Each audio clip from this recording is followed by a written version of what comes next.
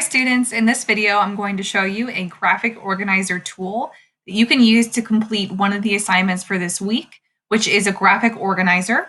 And this tool is called Mindmup. It sounds like mind map because it is a mind mapping tool, which is essentially what creating graphic organizer involves.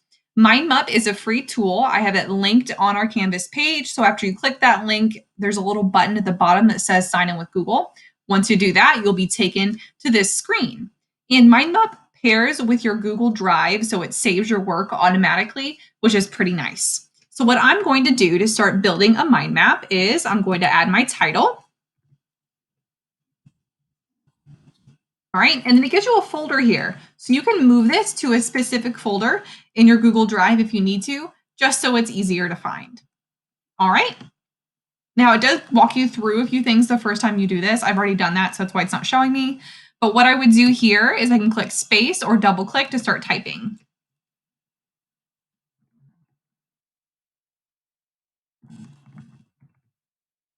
All right, so I can put that in there. And if I wanted to change this, I have my editing toolbar up here where I have some options. I can make the font size larger by just clicking this tool. I can change the color of this node. That's what all of these bubbles are called in Mindmup, is they're called nodes.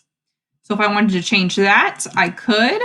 The color is set here, and I can change the text color if I needed to. So I'm just going to make this a little bit easier of a color to read. All right. And here is where you can add some exciting pieces in Mindmup. And why I love this tool so much, especially for mind mapping. You can add individual little nodes like this one by one right here, and then attach lines to connect them. What I like to do, however, is add a child node. So you're not adding a kid onto your assignment, you're just adding a branch off of this main idea, okay? So I can expand this, shrink it if I need to, because it's my main one, I'm gonna leave it like that. And if I wanna add a child node, I'm just gonna click this, and it adds it right there, which is pretty cool. So I can do this as a cause of World War II, right? So I can type that out if I need to. If I need to change the color and font size on this, same steps. I'm just going to go up. Once I do that, I can resize it if I need to. I can move it around the page if I want. I'm just going to move it back to where it was. But I can move it all around the page if I need to. All right. If I want to add other bits of media, I can also do that. So I can add in a picture. Okay. So that's what I'm going to do to this one. Is you can either add a picture this way, or I like to use the image node because it adds a separate little circle box node for the picture. And just for me, that's my preference, but it's up to you. Otherwise, I can just upload from my device, which is what I'm going to do. And then it actually saves this picture in my Google Drive. So I don't know if I actually have any pictures related to this topic saved on here. So what we're going to do is just add this world map onto here. So if I also wanted to add pictures for maybe that I have on a Google search, I would just need to save those on my computer first. Okay, I'm gonna move myself over. To resize this, I can resize it that way, but most of the time I just keep it the way it's originally sized. And if I need to zoom out to give myself more space on this mind map, I'm just gonna zoom out like so, okay? Now it is telling me something here. I have to turn on autosave. That might be a little bit of a difference for you guys because usually we're working in cloud-based productivity tools like Docs and Slides, and they save automatically. So for this one, we're gonna turn on autosave.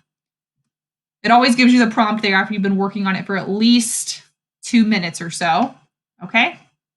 And then it saves it every 60 seconds. So now I should be good to go from there, okay? If I need to add text notes, I can. Those just come up over here on the side for me. If I'm presenting this in front of everyone, if I don't want to see that anymore, I can just move that back, all right? If I need to.